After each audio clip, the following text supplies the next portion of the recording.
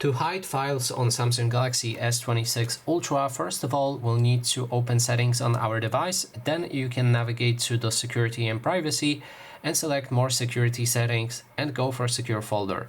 If you do it for the first time, you will need to perform setup for a secure folder. I've made a dedicated video on how to set up secure folder. You can watch it on my channel. Just type in security folder in the search options on it. Now, when we have our security folder set up, you can then swipe up to open it, and inside we can click on the three dots and add files.